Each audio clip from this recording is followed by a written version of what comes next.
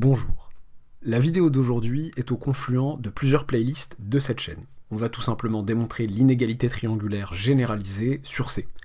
On a déjà montré cette inégalité triangulaire sur R, notamment dans la playlist, un parfum de valeur absolue, je crois que c'était la troisième vidéo de la playlist, et on avait montré ça sans récurrence. Donc là on va faire la même chose sur C sans récurrence, mais on va pas pouvoir utiliser un des arguments phares qu'on avait employé à cet effet, qui était que tout nombre réel x était compris entre sa valeur absolue, était inférieur ou égal à sa valeur absolue, et supérieur ou égal à moins sa valeur absolue.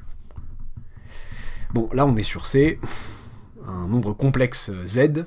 On peut pas dire qu'un nombre complexe Z a priori non réel, enfin qui peut ne pas être réel, soit inférieur ou égal à son module, et supérieur ou égal à moins son module. Donc cette relation de comparaison ne tiendrait plus, donc il va falloir qu'on trouve autre chose. Voilà, donc je parlais de confluent de plusieurs playlists, donc il y a un parfum de valeur absolue, il y a aussi démystifier sigma qui peut vous être utile là, donc on va faire des petites manipulations sur les sommes, et le fait d'avoir quelques rudiments quand même peut vous être utile. Je vais pas redétailler tous les passages de base sur les sommes que vous trouverez sur cette playlist.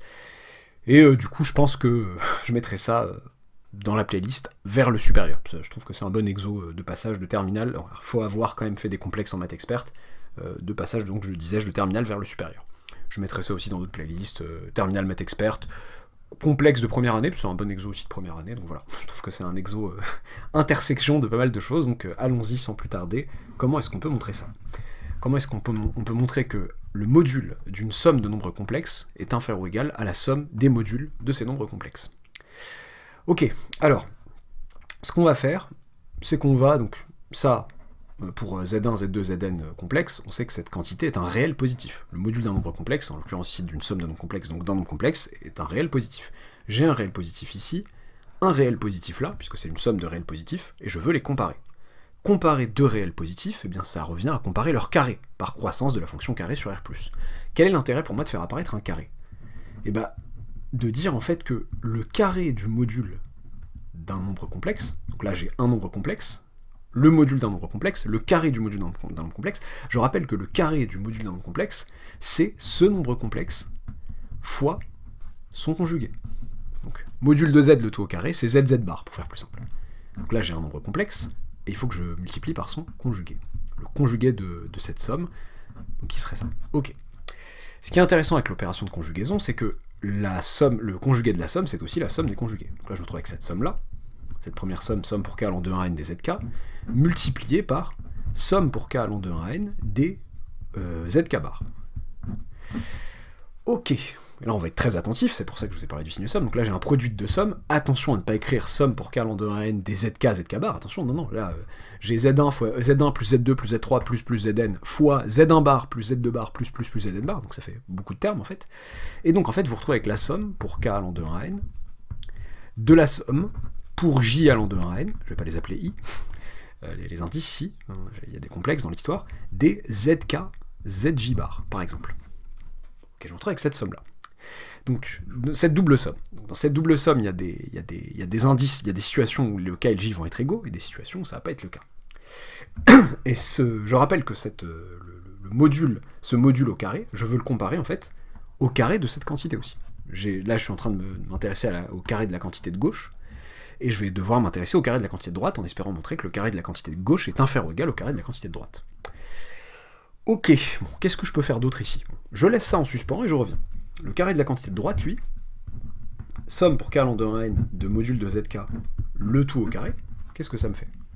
C'est une somme au carré, donc si je veux réécrire bêtement, ça fait somme pour k allant de 1 à n de module de zk, fois la somme, fois cette même somme, donc là je vais changer d'indice pour pas me faire avoir, fois la somme pour j allant de 1 à n des modules de zj. Ce qui est la double somme pour k allant de 1 à n, somme pour j allant de 1 à n, des module de zk, module de zj. Ok. Donc là, je me retrouve d'une part ici, enfin d'une part avec cette somme-là. Là, j'ai des nombres complexes, a priori pas des réels positifs, là. Et là, j'ai une somme de réels positifs. Bon, c'est un peu compliqué.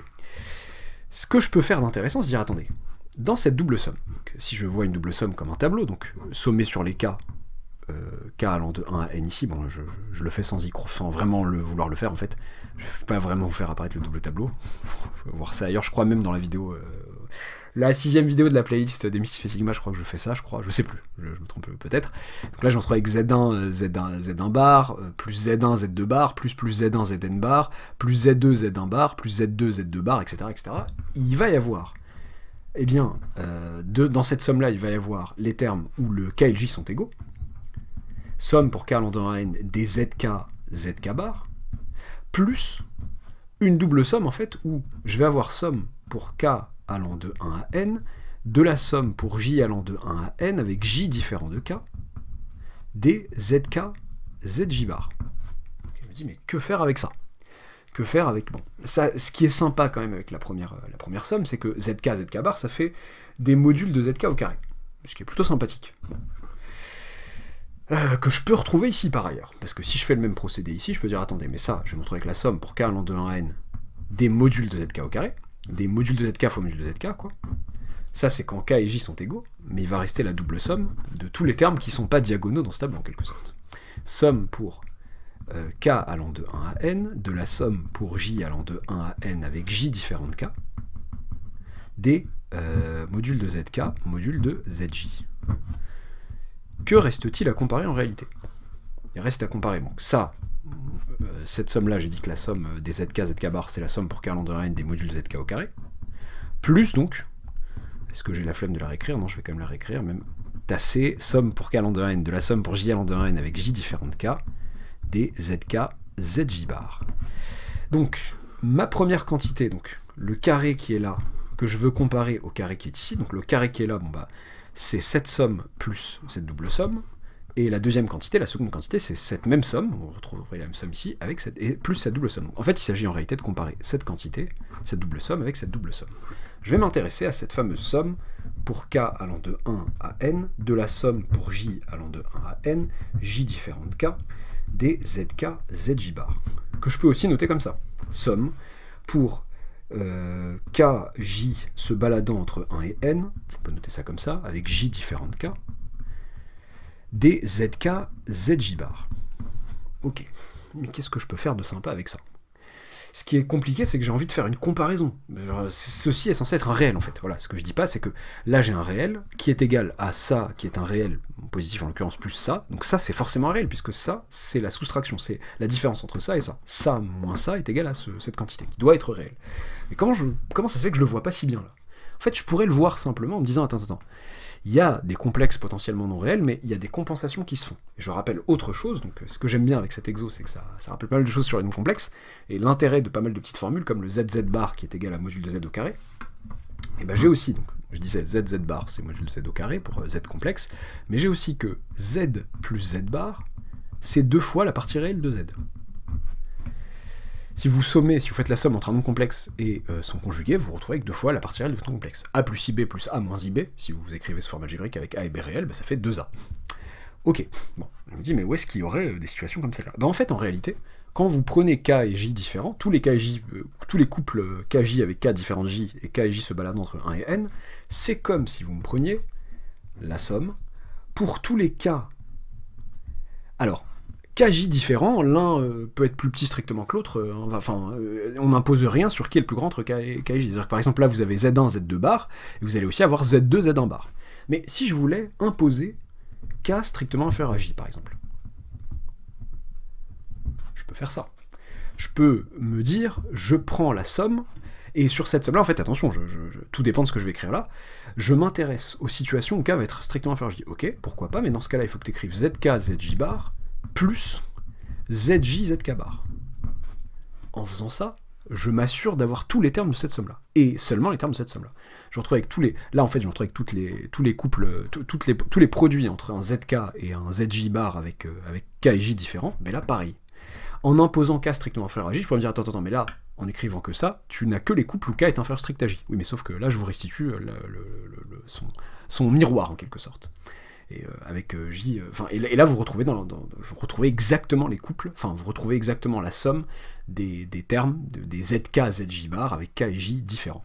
Alors petite remarque ici, si vous avez ici, j'ai n'importe quoi, j'allais dire un truc un peu inutile, non, il y a une petite nuance à potentiellement qui n'a pas d'intérêt ici. Dans le cas où, enfin, on pourrait se dire, attends, mais si j'avais écrit ça autrement, somme pour k allant de 1 à n, avec j strictement supérieur à k, qu'est-ce qui se passe quand k égale n? Enfin, petite nuance inutile avec cette écriture, tout va bien. Croyez-moi sur parole, non, mais voilà, je préfère ne pas m'attarder sur un truc qui vous embrouillerait plus qu'autre chose ici. Donc, ce qui est important, c'est de comprendre que ça, c'est égal à ça.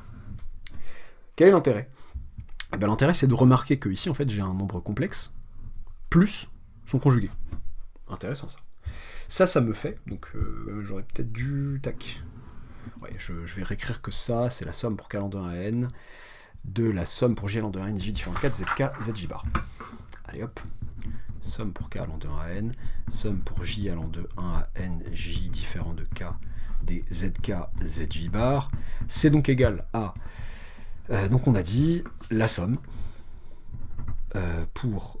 k strictement inférieur, enfin k et j se baladent entre 1 et n avec k strictement inférieur à j, donc mes indices c'est k et j, donc on a dit de zk zj bar plus zj zk bar, qui fait donc deux fois, donc je remarque un truc, c'est que zk zj bar, quand vous faites le conjugué de ce monsieur, et ben, le conjugué du produit c'est le produit des conjugués, je rappelle, donc ça fait zk bar fois zj bar bar, et ça fait donc zk bar fois zj. Donc en fait, vous avez bien ce que je vous ai dit, à savoir une somme entre un nombre complexe et son conjugué. Et une somme entre ce nombre complexe et son conjugué, ça me fait deux fois la partie réelle de ce fameux nombre complexe qui est zk zj bar. Ok, et ça, il s'agissait de le comparer à qui? Il s'agissait, je le rappelle, de le comparer à ça. À la somme pour k allant de 1 à n, de la somme pour j allant de 1 à... Enfin, qu'on peut écrire aussi...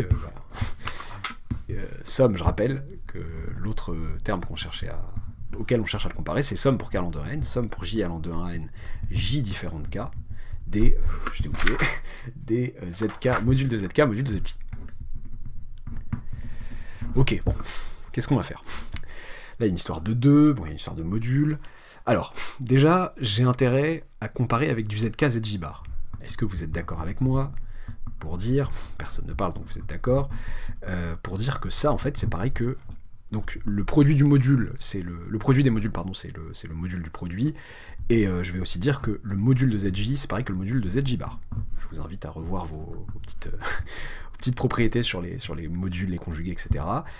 Et bien ça, du coup, ça me fait module de zk, zj bar. Alors attention, j'ai oublié une petite précision, j différent de k. Ok, sympathique. Pourquoi sympathique? Parce que, bah là, pareil, je peux dire, écoutez, ça, c'est... Est-ce que j'aurais pu le faire avant? Ouais, j'aurais pu le faire avant.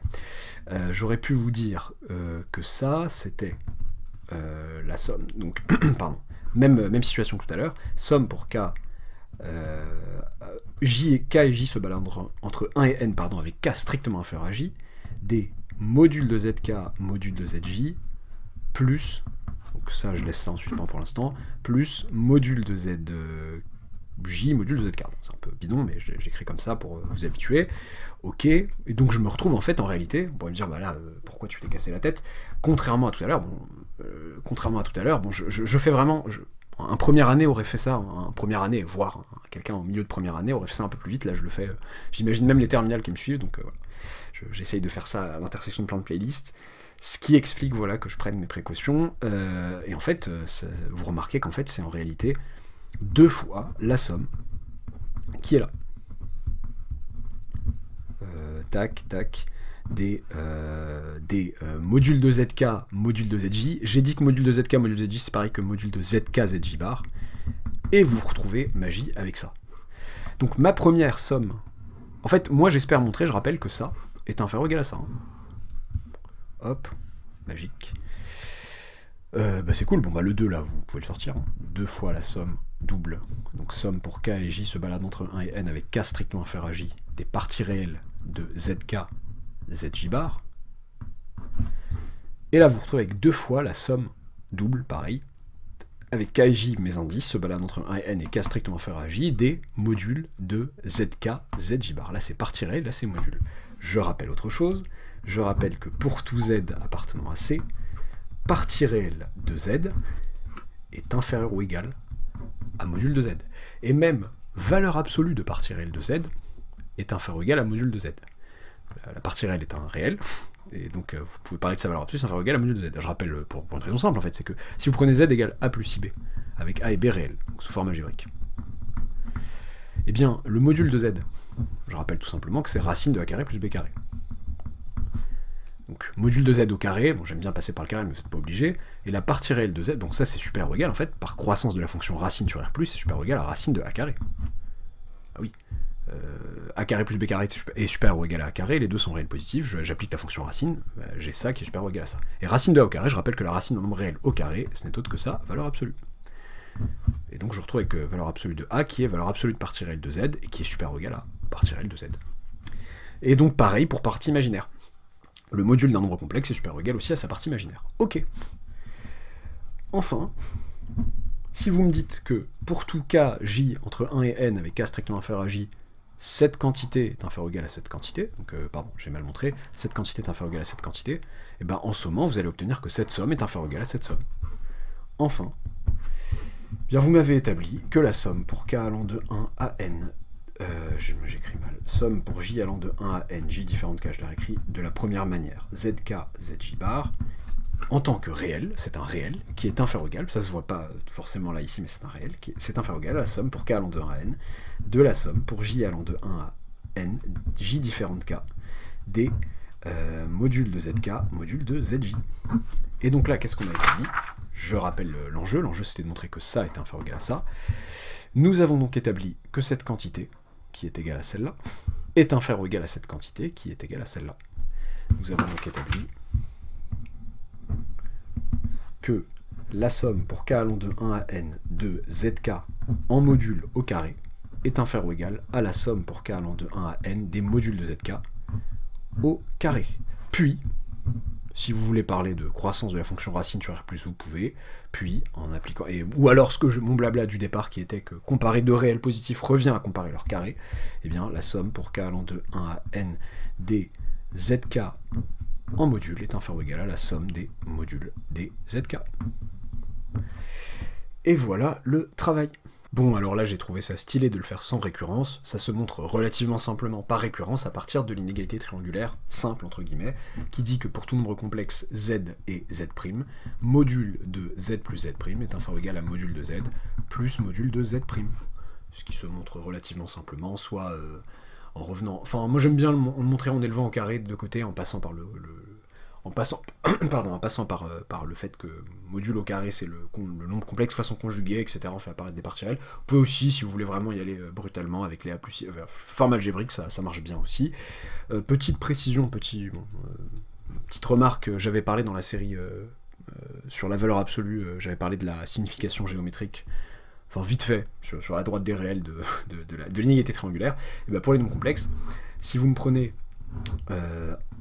M, un point d'affixe Z, si vous me prenez M', un point d'affixe Z', eh bien, ce qui va nous intéresser, ça va être module de Z moins Z'. Module de Z moins Z', qu'est-ce que c'est? Ça va être tout simplement la distance entre M et M'.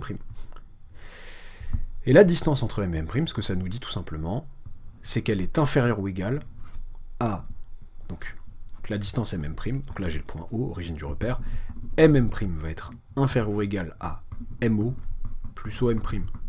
La ligne droite est le chemin le plus court. Et la ligne droite, donc MM', cette distance-là, c'est tout simplement module de Z moins Z'. MO, qu'est-ce que c'est? Bah, c'est module de Z. Et OM', c'est module de Z'. Dire, mais c'est pas ça l'inégalité triangulaire. Mais en fait, si.